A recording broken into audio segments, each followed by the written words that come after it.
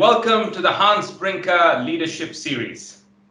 Extraordinary Leaders in Extraordinary Times by Adi Partners. I am Sanjay Viswanathan. COVID-19, the pandemic of this millennium, has actually changed our daily lives irrevocably. People fighting this pandemic in the coalface in healthcare, travel, industry, government, non-profit and media deserve recognition. I am Hiral Desai. Sanjay, we've had some amazingly insightful discussions on the show, haven't we? And an overwhelming response is what we've got from our viewers. So thank you all for watching us and following us. Absolutely, Hiral. In fact, we continue to identify extraordinary leaders in these extraordinary times and share world-class practices to combat COVID-19 and create a cohort of champions who can influence and energize this war against the pandemic. This series provides everyday leaders a platform to share best practices and for us to appreciate their efforts in the fight against COVID-19. Our journey has taken us so far to India, North America, UK, the Middle East, and of course, we would be in the Far East and China too. In fact, in our previous episodes, we've spoken to champions from healthcare, non-profit, hospitality, and industry. Today, we have a champion from the technology space. Let me introduce you to Ankit Mehta, co-founder and CEO at ideaForge. Ankit completed his BTech and MTech in 2005 from IIT Bombay. Ankit is an innovator at heart. He loves to solve problems and believes in implementing the right solution, no matter the origin. ideaForge is a global leader in UAV technology, manufacturing best-in-class drones for defense and enterprise applications broadly under 4 categories. What they call the Q Series UAV, Netra 5 Series, Netra Pro UAV, and Switch UAV. Delighted to have you on the program, Ankit. Welcome to the Hans Brinker Leadership Series. Thanks, Sanjay. It's a real pleasure to be here on this series. Thanks a lot for inviting me and recognizing our efforts. Absolutely. So tell us a little more about ideaForge. What inspired you to develop the company? So, Sanjay, we were still students in IIT Bombay, me and my co-founders, and Quadcopter for us started as a fun, innovative project in 2004 when we wanted to make an innovative helicopter. So we independently came up with the idea of a quadrotor. And in those times, we used to run to our institute professors and the institute in general to fund all our crazy ideas. So this was one of those ideas. And we had the team. We had the ideas that we had implemented, several of them actually, when we were still in college. And then we also realized that, we were privileged to be in an institution where, we had the support to be able to implement our ideas, without needing to stretch beyond our means. So which was amazing. And therefore, we decided that it would be great if we can begin together as a team and develop the technologies that we had worked on towards an overall good. So for about 2-3 years after our first experience of making drones, we continued to build the technology, and we were able to prove that something this high could be built from scratch right here in India itself. Fascinating. Tell us a little more about how the 5 of you, right? Rahul, Ashish, Vipul, Amandeep, and you, right, got together. How did it come about? Sure. So, when I joined, when I got into for the first couple of years, I used to do a lot of projects on my own. I was really passionate about converting my ideas into actual prototypes and products, and that's been something that I had always dreamt of all my early childhood and otherwise. So Then when I got the opportunity, I used to do tech. But after about a couple of years, Ashish and Rahul, when they joined IIT Bombay, and I was leading this innovation cell in IIT Bombay, we met each other, and we jointly discovered our passion to execute hardware technology and not just software. So software, there were a lot of people who were doing exciting stuff, but hardware technology wasn't something as popular at that time. And we decided to come together, and we pretty much did all our projects together after that. And then when we started off, we roped in one of my childhood friends, Vipul, to join us and help us in the business side of things. So he's a commerce graduate, did his MBA in Europe, and came back and joined us. And Amar was again, doing his studies along with us. He was yet about a year or two junior to us, me, Ashish, and Rahul. So he was excited about drones because he's from the aerospace department. He's the only one who was from aerospace department. So he joined us, and together we built this technology for the next years. I'm sure this would have been an exciting journey as well, Ankit. So, if you could just help us understand what have been the various products that you've developed so far, and is any product lined up in the development phase as well?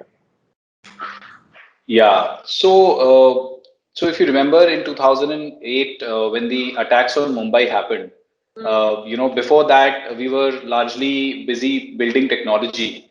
But when that happened, we felt that we could have added some ounce of value to that operation if we had our products ready, not just the technology.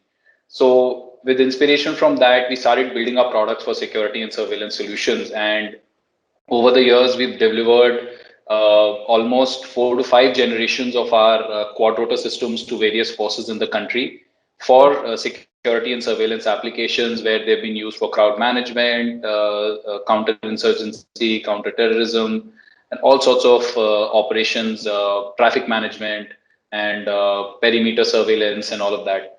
So those are some of the use cases and some of the products that we've built mainly. And now, after a few years, we realized that there was also a great opportunity to create solutions for the enterprise use cases. So both for enterprise security use cases as well as looking at a new domain of mapping. We started exploring the domain, and over the last couple of years, what we realized was that survey grade mapping was picking up steam.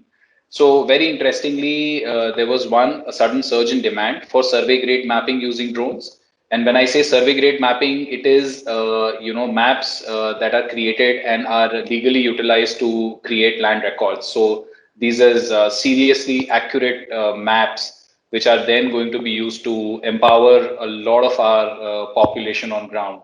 Hmm. And a famous Peruvian economist, Hernando de Soto, had done a study, very popular study, that if you have a large part of your population with clear land records, land titles, you can add a good multiplier to your GDP because you can unlock the value of that land in terms of collateral and other capital availability at the ground, the grassroots.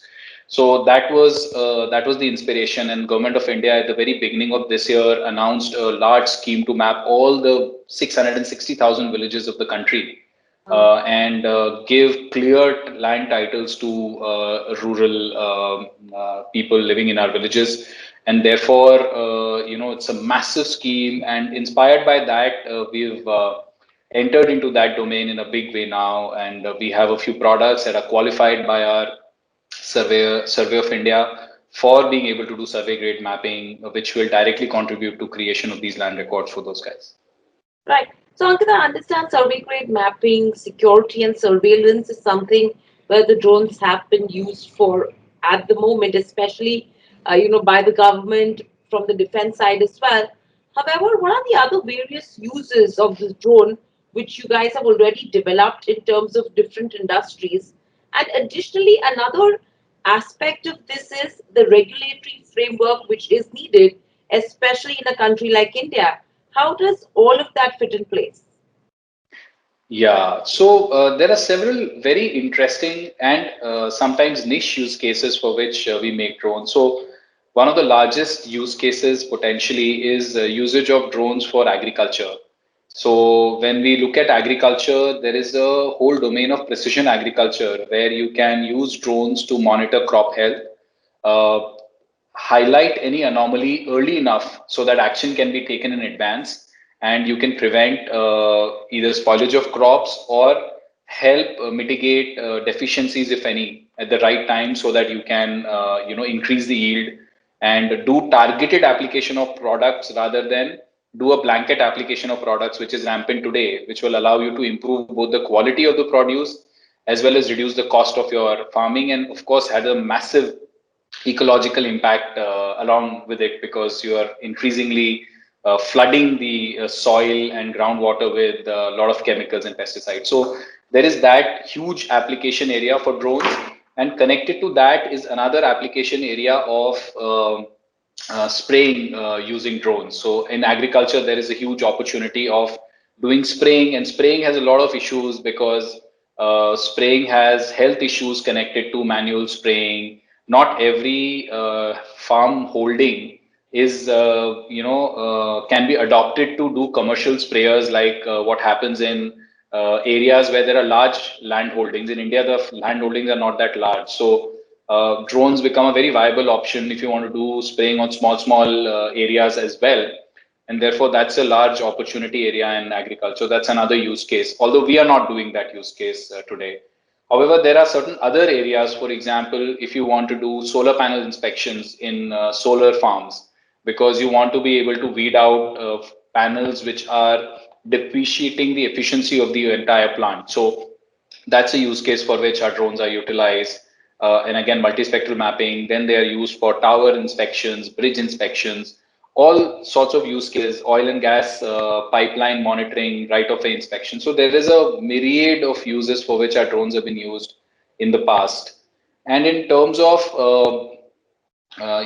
regulations, today where we are, regulations have come to a place where there is very positive support for utilization of drones by all government entities in India, and for that they are being given exemptions, and very fast as well. For enterprise, private enterprise use and commercial use in general, the norm is that you need to be compliant to the, and in general, even the government departments in India are supposed to be compliant to a regime called the no permissions, no takeoff regime.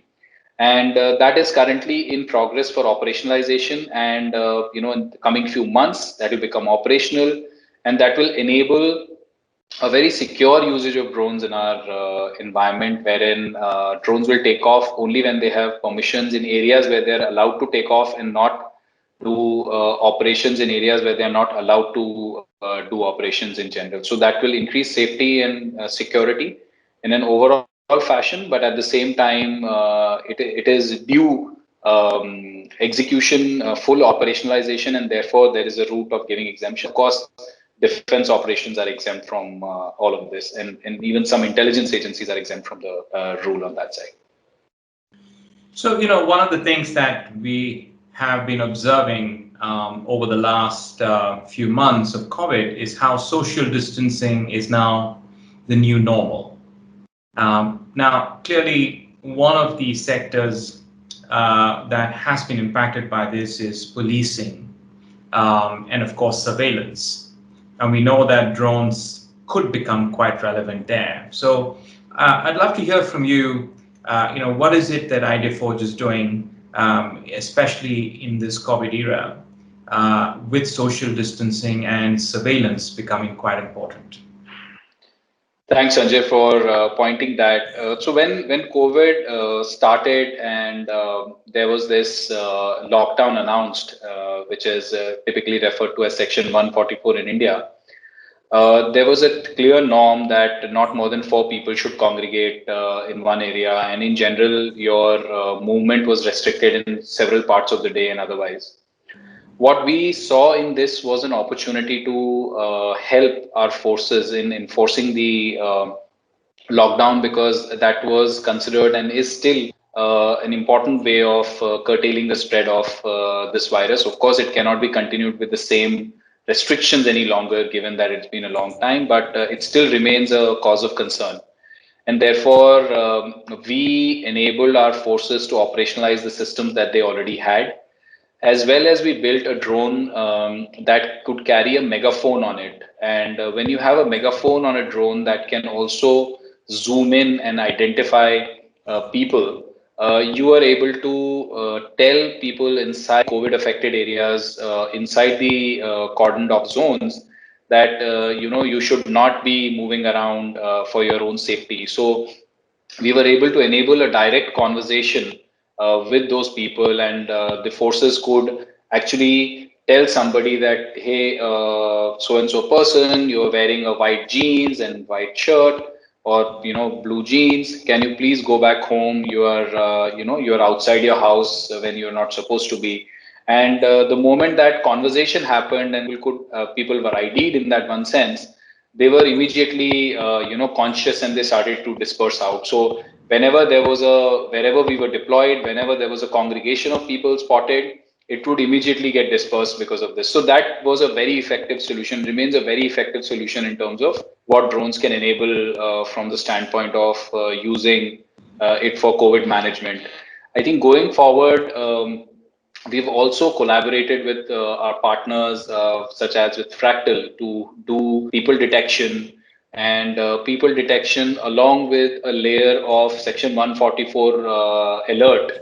So you can actually point out that there is a congregation of more than a certain number of people, and that congregation is a potential hotspot. And if you have too many of those, then you can increase vigilance in those areas, and you can create a better mechanism to manage areas where you're seeing more of that happening than otherwise. And eventually it will have more use cases around identifying more analytics on top of that. So we have basically tried to morph our solution in aid of our forces in enabling this entire lockdown in a more effective manner. Amazing. And the other thing, Ankit, that we've been observing is, especially in India, Prime Minister Modi's initiative to map 660,000 villages through the Swamitva Yojana program. And we are aware that ideaForge has now a new micro drone in its portfolio. So tell us a little more about that. I mean, how are you positioning yourself in this new era of GIS mapping? Thanks, Sanjay, for highlighting that. It was, like I mentioned earlier, that it was a very inspired move by our government. And we felt that we have the ability to create cutting edge technology in support of such impact applications. It's in fact one of our values that whatever we do, we want to create an impact. And this was an opportunity for us. For over 6 to 9 months, our team, despite the lockdown, worked really, really hard to create the technology that can deliver the precise needs that the government had from this particular drone. They wanted a system which was weighing less than 2 kgs, could fly more than 40 minutes, could go more than 4 kilometers from its launch point, be able to map at a very high ground resolution and with a very high accuracy. So the requirements for accuracy were to be able to map the ground at less than 10 centimeters absolute accuracy within with a 95% confidence interval, which means that not more than 5 points in 100 could be outside the 10 centimeter zone. And that high level of assurance is what we worked really hard to deliver. And I'm proud to say that this is currently the only drone capable of delivering this performance globally. And we had participation, and it was an open competition from pretty much anyone could have participated, and people tried, but it's a hard problem to solve. So we are quite excited of partnering with the Survey of India to be able to deliver a product that has the ability to transform lives at the grassroots, which is something we are very, very keenly looking forward to, and we're doing everything in our power to make sure that that mission is successful. So currently, where all are you in India at the moment with your drones? We have delivered our systems, across the length and breadth of the country. We've done testing all the way from a height of 5,000 meters above to Andaman and Nicobars. We've done testing in the deserts of Rajasthan, in the Rann of Kutch, all the way to the passes in Arunachal Pradesh. So the entire length and breadth of the country, be it Sundarbans, Sir Creek, we have done operations everywhere in the country. And we have delivered our systems to all of our forces, the Indian Army, Indian Navy, Air Force, delivered our systems to all the central armed police forces, CRPF, NSG, PSF, ITBP, you name it. And several state police forces use our systems, including and apart from that, we have railways as our customer, we have NPPC as our customer, we have some of the private organizations also as our customers like Adani, Hindalco, and others. So we have, been able to serve a lot of customers, operationalize these systems when, it was good enough to see something fly to the demand that we want to see this feed in our control station. We want to be able to track people if there is movement on ground. So we've taken a lot of our forces to the entire journey with, I am proud to say, class leading products in the domain. But that seems to be like a fascinating journey, Ankit. So from here on, when you talk about the new normal, what impact are you as a company, as a brand, looking to create on industry and society? And how do you think your product could change the world from here on? Thanks, Hiral. A great question. There are two areas that we look forward to contributing in very strongly. Number one, we look forward to contributing in enabling a secure environment for our populace. We want to make sure that we do everything that can help enforce certain restrictions, certain rules, highlight risk areas, be able to make our deployments more effective, more efficient, be able to manage a larger spread, and look at areas which are often neglected and then can be a cause of concern. For example, when you look at policing in general, you're talking about a lot of risk. Women's safety is a huge concern. There are concerns around theft, mugging, burglary, and it often happens when the workforce is tired, not fully deployed. And in general, if you look at India, we are at about 98 civil police personnel for 100,000 population, whereas the norm is by UN norm is about to have about 222 civil police personnel per 100,000 population. So we are at a very low depth ratio in that sense. So drones are a force multiplier for it, and we intend to present effective solutions for that. And secondly, this recent foray into doing survey grade mapping, enabling land records for the country, doing precision measurements using these kind of systems, which will allow very high accuracy results where they could be used to do evidence-based payments for infrastructure projects. They could be used to do very high quality planning. So it's more precise, it's more accurate in terms of your ability to bid for certain opportunities and projects or budget for them. And there are several other use cases which are enabled by doing such high quality mapping and with such high assurances. So our vision is that we want to enable this transformation, this change, and work hard towards creating impact using our systems. Right. And Ankit, with this, what's happening is the scenario that all of us are facing right now is terrible, taking the pandemic into consideration, and due to which we are seeing a lot of, say, job losses, salary cuts, et al. Young enterprises like yours are the ones who are actually keeping a lot of people afloat right now. Uh, how do you plan to contribute to society, say, from an economic development perspective? Hiral, what we feel is that, and this is a realization that dawned upon me a few years back when I was reflecting on what is our contribution in general. I think as an entrepreneur, employment generation is genuinely a very important aspect, and I think that by pursuing our goals, pursuing our dreams, working hard, we want to increase employment generation, not just within our organization, but by enabling these applications, we are creating a new form of employment for the world to adopt. So that is something which, because ultimately when we make drones, they have to be used. And where they're being used, people have to be deployed to be able to deploy them. Currently, the rules do not allow those fully autonomous operations for several reasons, for the want of mature technology, for the want of the fact that it's not yet time in terms of regulations to be able to do that. So I think from that standpoint, we see a huge opportunity of employment generation using this technology, and we want to enable that in as big a manner as possible, while still making a world a more efficient place as well, because you want to be able to do the same things faster, better, but you don't want to. You're just shifting things. You're not necessarily destroying. In that one sense. So that's how we look at our efforts and our focus. Adi, I recently led a very interesting global research.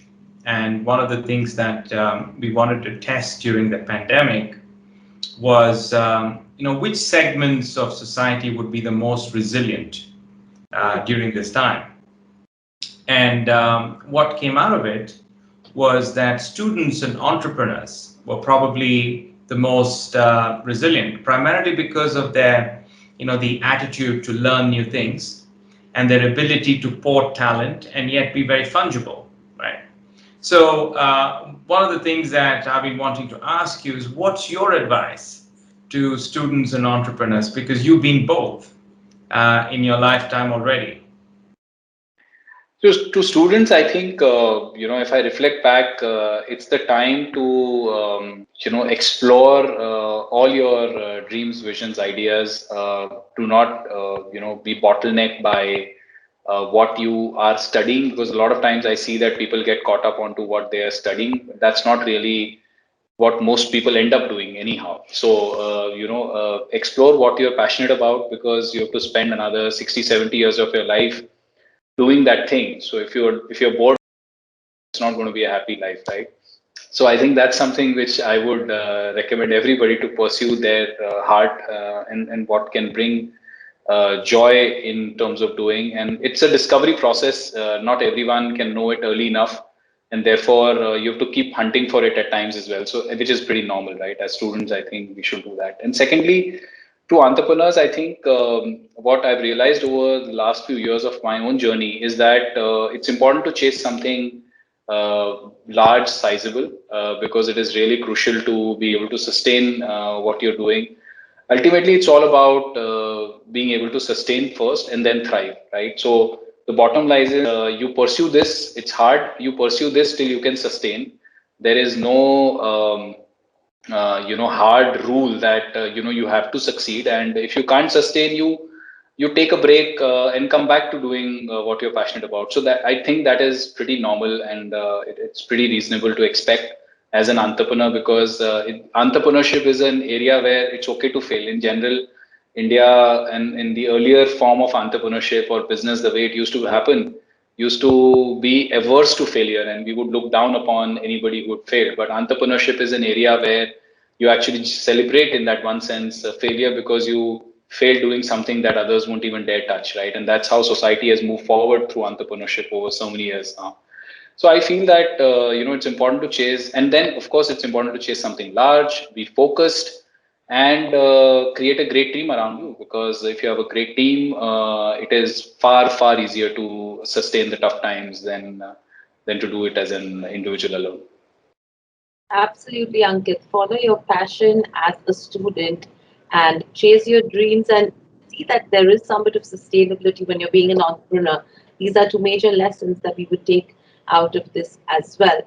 This was an extremely insightful discussion, Ankit. Thank you for sharing us your experience, and congratulations once again for being one of the cohort of champions of the Hans Brinker Leadership Series.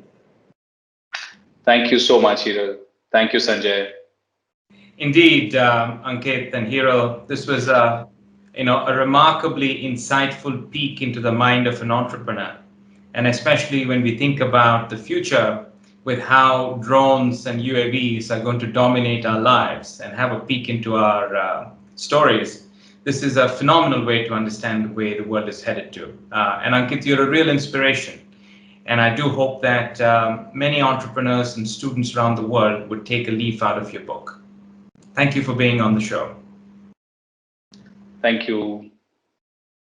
Thank you, Ankit, and we'll be excited to discover and explore more champions in this journey of the Hans Brinker Leadership Series.